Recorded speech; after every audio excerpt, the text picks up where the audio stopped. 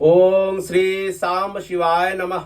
श्री शिव महापुराण प्रथम खंड पूर्वार्ध सचित्र मूल संस्कृत श्लोक हिंदी व्याख्या सहित।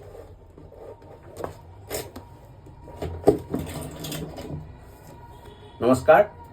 আজি মই শ্ৰী শিৱ মহাপুৰাণ আজি মই ৰুদ্ৰ সংহিতাৰ তৃতীয় খণ্ড পাৰ্বতী খণ্ডৰ 6 নম্বৰ অধ্যায়ৰ পাঠ কৰিম। আজি পবিত্ৰ শাওণ মাহৰ তৃতীয়টো দিনা দেওবাৰ। অসমত কেলেণ্ডাৰটো বেলেগ, হিন্দী ভাষীতকৈ অলপ বেলেগ হয়। তো আমাৰ এসপ্তাহ পিছত পৰিছে আৰু মই এইটো যোনটো পাঠ কৰি আছোঁ বিগত আপোনাৰ 2.5 মাহ বা 3 মাহৰ পৰা পঢ়ি আছোঁ।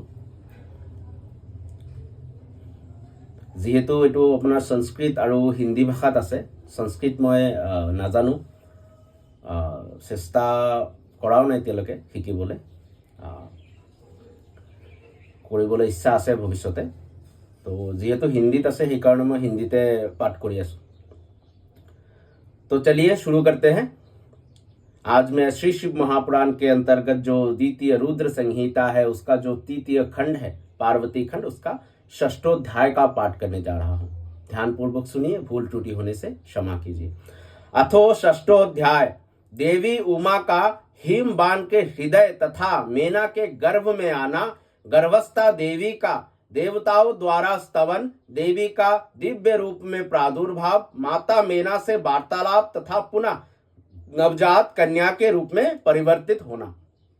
ब्रह्मा जी बोले, हे नारद, कुछ समय बीतने के पश्चात उन पति पत्नी दोनों ने देवताओं के कार्य के लिए जन्म हेतु भक्ति पूर्वक जगदम्बा का स्मरण किया। इधर अपने पिता के यज्ञ में योग द्वारा शरीर त्याग करने वाली भगवती चंडिका ने हिमालय पत्नी मेना के गर्भ से जन्म लेने का विचार किया। प्रसन्न होने पर संपूर्ण कामनाओं को देने वाली वे महेश्वरी अपने वचन को सत्य करने के लिए पूर्ण अंश से हिमबान के चित्त में प्रविष्ट हुई। उस समय महामनस्वी वे हिमालय प्रसन्नता से अपूर्व कांति संपन्न होकर अग्नि के समान अधृष्ट तथा तेज समूह से युक्त हो गए। तत्पश्चात समाधि संपन्न होने से गिरिराज हिमालय ने सुंदर कल्याणकारी समय में अपनी प्रिया मेना के उदर में शिवा के उस परिपूर्ण अंश का ध्यान किया। इस तरह हिमालय की पत्नी ने हिम बाण के हृदय में विराजमान करुणा करने वाली देवी की कृपा से सुखदायक गर्भ धारण किया। संपूर्ण जगत को आश्रय देने वाली उन देवी के गर्भ में आने से गिरिप्रिया मेना सदा तेजो मंडल के बीच में स्थित होकर अधिक शोभा पाने लगी। मेना ने अपने पति को सुख देने वाले तथा देवताओं के आनंद के कारण भूत शुभ अभिष्ट गर्भ लक्षण को धारण किया। शरीर के अधिक दुर्बल होने के कारण उन्होंने सभी आभूषणों को उतार दिया। उनका मुखमंडल लोध के समान श्वेत वर्ण हो गया और वे प्रभात कालीन चंद्रमा के प्रकाश के क्षीण हो जाने से अल्प तारागणों वाली रात्रि के समान दिखने लगी। गिरिराज मिट्टी के समान सुगंधित उनके मुखमंडल को एकांत में सूंघकर तृप्त नहीं होते थे और गर्भवती होने के कारण दिनानुदिन मेना में उनका प्रेमाधिक्य होने लगा। वे हिमालय मेना की सखियों से सदा ये पूछते रहते थे कि मेना के किन वस्तुओं की इच्छा है। वो लज्जा के कारण अपना कुछ भी इष्ट मुझसे नहीं बताती है। कष्टप्रद गर्भ लक्षण के प्राप्त कर लेने पर वे मीना जिस वस्तु के लिए कहती थी उसे अपने सामने गिरिराज के द्वारा उपस्थित हुआ देखती थी, क्योंकि उनकी इच्छित कोई भी वस्तु तीनों लोकों में दुर्लभ नहीं थी। धीरे धीरे गर्भजन्य व्यथा को पार कर पुष्ट अंगों वाली वो मेना पत्तों से सम्मानित बाल लता के समान शोभित होने लगी। हिमालय ने अपनी सगर्भा पत्नी को रत्न भंडार को अपने भीतर छिपाए रखने वाली पृथ्वी और अग्नि को अपने भीतर छिपाए रखने वाली शमी वृक्ष के समान समझा। महाबुद्धिमान हिमालय ने अपनी प्रिया के प्रीति योग्य अपने द्वारा अर्जित द्रव्यों के अनुसार राजसी प्रवृत्ति एवं अपने शास्त्र ज्ञान के अनुरूप संस्कार किए।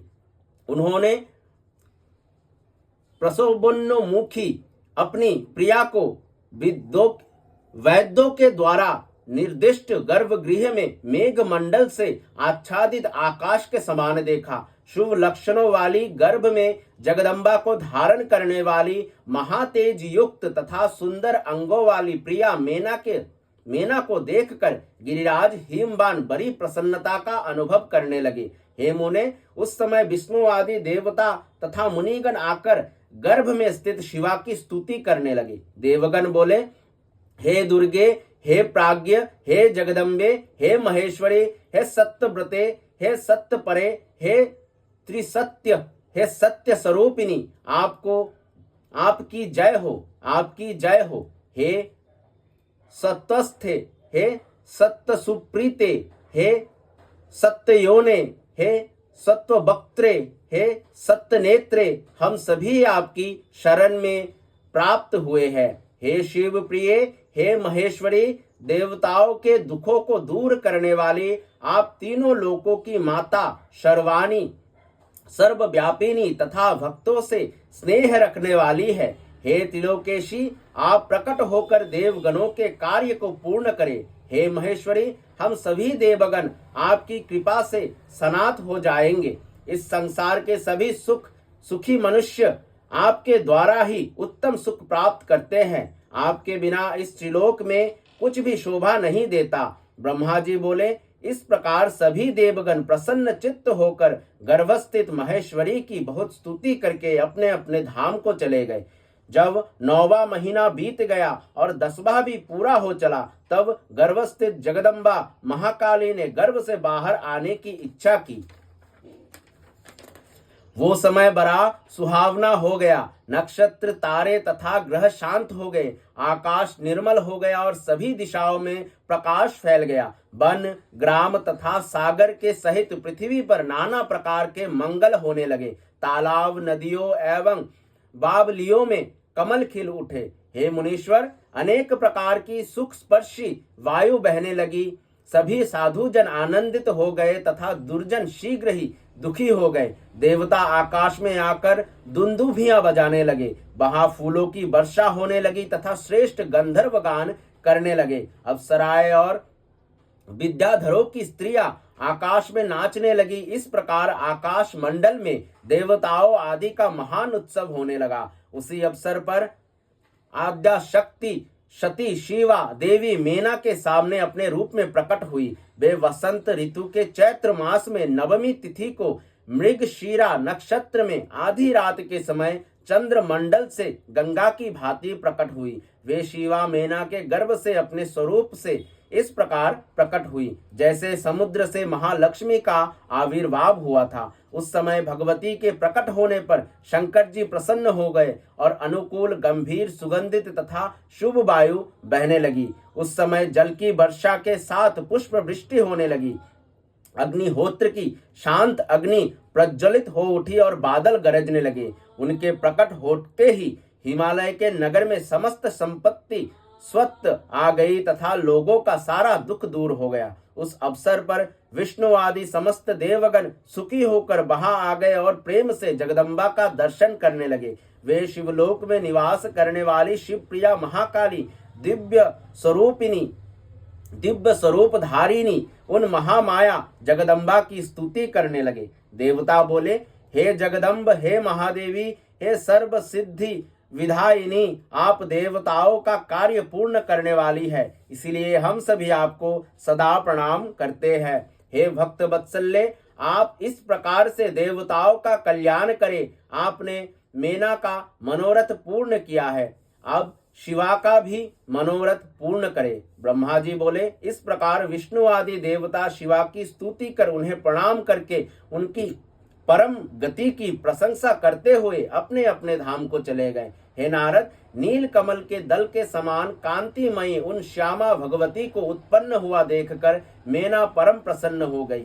उस दिव्य रूप को देखकर गिरि प्रिया मेना को ज्ञान प्राप्त हो गया। वो उन्हें परमेश्वरी जानकर अत्यंत हर्षित होकर उनकी स्तुति करने लगी।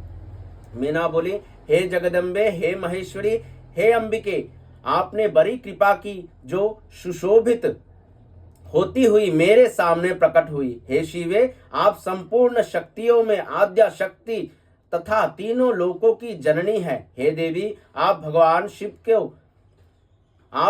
शिव को सदा ही प्रिय है तथा संपूर्ण देवताओं से स्तुत पराशक्ति है। हे महेश्वरी, आप कृपा करें और इसी रूप से मेरे ध्यान में स्थित हो जाए और अब मेरी पुत्री के समान प्रत्यक्ष रूप धारण करे। ब्रह्मा जी बोले, हे नारद, पर्वत पत्नी उन मेना की ये बात सुनकर शिवा देवी अत्यंत प्रसन्न होकर उन गिरी प्रिया से कहने लगी। देवी बोली, हे मेने, आपने पहले तत्पर होकर मेरी बड़ी सेवा की थी। उस समय आपकी भक्ति से अत्यंत प्रसन्न होकर वर देने के लिए मैं आपके पास आ गई थी। वर मांगिए। मेरी इस वाणी को सुनकर आपने वो वर मांगा था। हे महादेवी, आप मेरी पुत्री हो जाए और देवताओं का हित साधन करें। तब मैं आपको आदर पूर्वक वो वर देकर अपने धाम को चली गई। हे गिरी कामिनी, अब समय पाकर मैं आपकी पुत्री हुई हूँ। आज मैंने जो दिव्य रूप धारण किया है वो इसीलिए कि आपको मेरा स्मरण हो जाए, अन्यथा मनुष्य रूप में प्रकट होने पर मेरे विषय में आप अनजान ही बनी रहती। अब आप दोनों पुत्री भाव से अथवा दिव्य भाव से स्नेह पूर्वक मेरा निरंतर चिंतन करते हुए मेरे परम पद को प्राप्त होगे। मैं पृथ्वी पर अद्भुत लीला करके देवताओं का कार्य सिद्ध करूंगी, भगवान शंभु की पत्नी होंगी और सज्जनों का उद्धार करूंगी। ब्रह्मा जी बोली। ऐसा कहकर अंबिका शिवा मौन हो गए और उसी क्षण माता के देखते देखते अपनी माया से प्रसन्नता पूर्वक नवजात पुत्री रूप में हो गई। इसी प्रकार श्री शिव महापुराण के अंतर्गत द्वितीय रुद्र संहिता के तृतीय पार्वती खंड में पार्वती के जन्म का वर्णन नामक 6वां अध्याय पूर्ण हुआ। धन्यवाद। आने वाले अध्याय यानी अथ सप्तमोध्याय जो 7वां अध्याय है पार्वती खंड में, वहां हम पार्वती का नामकरण तथा उनकी बाल लीलाएं एवं विद्या अध्ययन, अच्छा तो माता जी का नाम भी पार्वती कैसे पड़ा, इसके बारे में हम लोग सप्तमोध्याय में जानेंगे। तब तक के लिए धन्यवाद। सांब सदाशिव सांब सदाशिव सांब सदाशिव सांब सदाशिव सांब सदाशिव हरि शंभो।